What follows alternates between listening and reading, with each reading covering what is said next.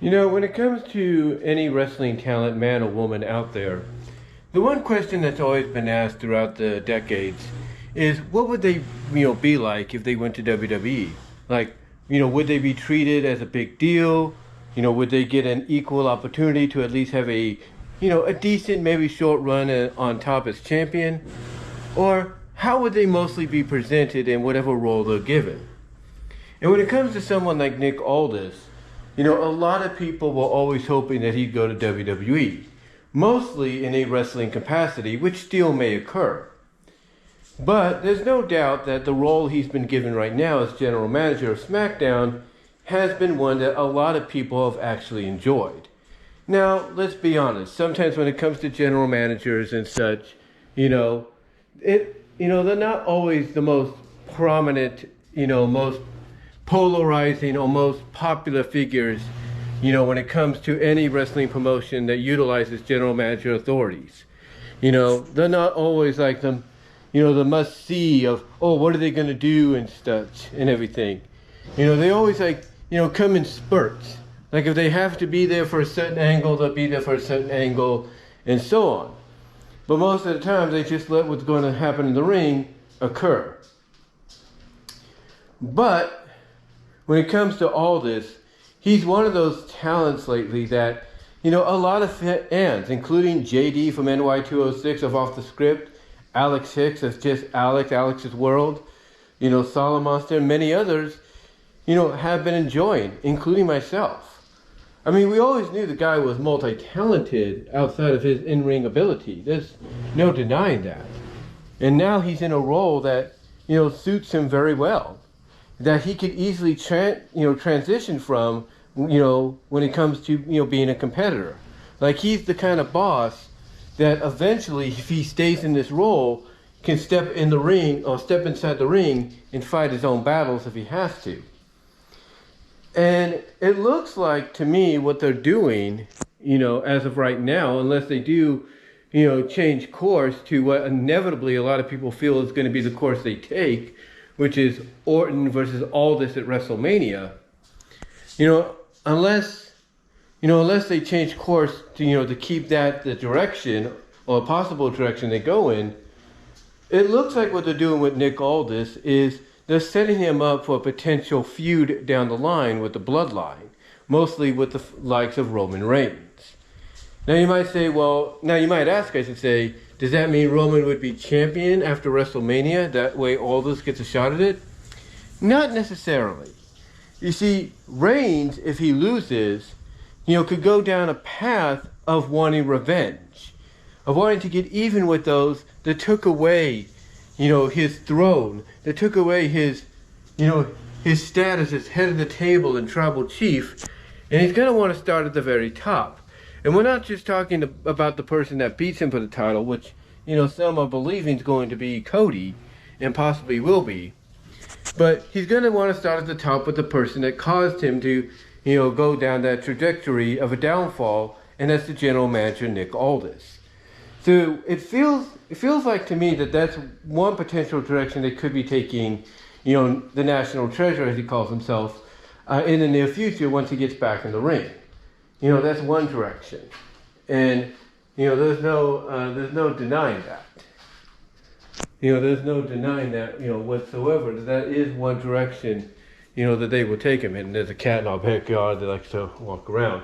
But like I said, there's no denying that could be one direction they take him in. But as of right now, what he's doing as the general manager of SmackDown is, beyond some of the best work we've seen in WWE as far as authority figures are concerned, period.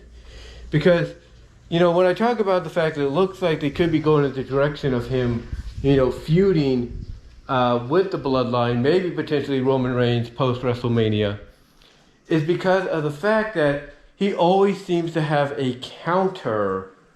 He always seems to have a counter for whatever the Bloodline tries to throw at him. Like, let's take a look at this past Friday on Smackdown. We had the contract signing, right?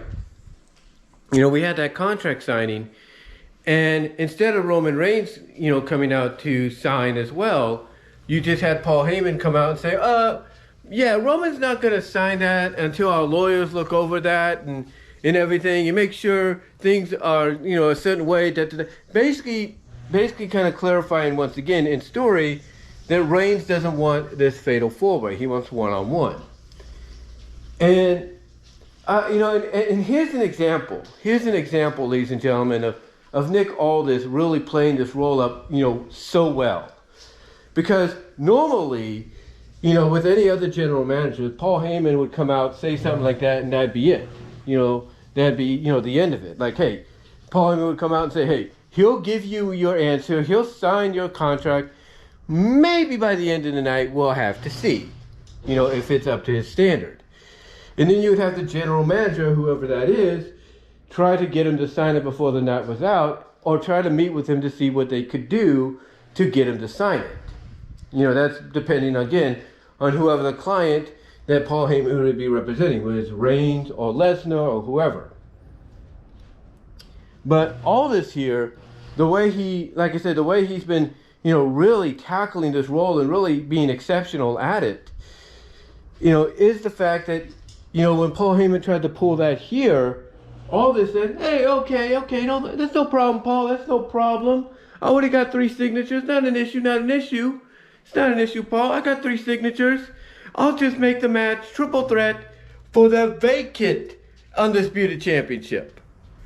And that was enough for Paul Heyman to basically turn around. Because the moment he heard that, you look at the camera and his expression on his face, like, that's an expression of he didn't expect that. Like, he's thinking, I'm done. I took care of my business. We'll just have the contract sent to us and we'll be good. Right? Paul Heyman's just, all strutting back, walking back thinking he succeeded, only to hear Aldis say that, and then all of a sudden it's like, turn around, because you see that expression on Paul's face, and it's an expression of, shit, I didn't expect him to pull that. So he turns around and everything, and still tries to argue that Roman wants a one-on-one match. But what's interesting about this, though, is that although he's trying to argue, hey, give Roman one-on-one with any one of these guys, whether it's LA Knight, AJ Styles, Randy Orton, all this is determined to make it a fatal four-way, because I think what they're playing up here, like I said, because it feels like unless they change course back to, the trajectory of a Aldis Orton match for Mania, I think what they're trying to do here is set it up to where if they go, let's say, Aldis, in a feud with the Bloodline that gets him back in the ring. What I see here, basically, in theory, is Aldis is on to Roman. He knows why Roman wants it one-on-one. He wants it one-on-one so that when the moment opens itself up, you could have Solo or Jimmy come out and try to interfere on his behalf. But here's the thing. Aldis doesn't want that to happen. He wants to see if Roman can do this on his own. And I'm not going to be surprised if this Friday on Smackdown, Aldis talks to Roman and says, hey, you want to prove to me that you run Smackdown? You want to prove to me you're the tribal chief, the head of the table? You want me to consult with you when it comes to the undisputed title from here on in? Then without your family's help, you go into that match tomorrow night at the Rumble. You beat those 3 guys, and then I might consider consulting with you from now on, and I might consider acknowledging you as who you say you are. They could do that. They could play into that. That way, you have all this, because the role all this is doing here is he's challenging Roman Reigns. You see, Roman had all this, power, all this free reign, if you will, over SmackDown, if not WWE by extension. And now you have an authority figure challenging his power, unlike what Adam Pearce used to do. Now you have someone that's saying, fun time's over, Roman. The games are done. It's time to get to work. It's time to be serious. You have someone basically telling him that. And a lot of people are loving it. And to me, what it feels like they're doing is leading us possibly to all this feuding with the Bloodline, more so than ever. more so than ever, that's going to get him back in the ring. Because right now we know he's healing up from a back injury or some kind of injury that's not allowing him back in the ring just yet.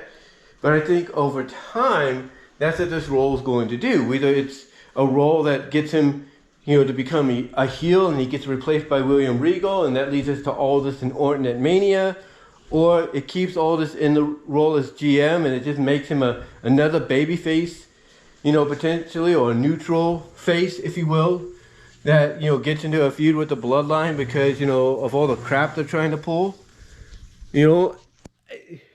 It's going to be interesting. It's going to be, something to really keep an eye on as we get close to, not just to Rumble this Saturday, but as we get closer to WrestleMania.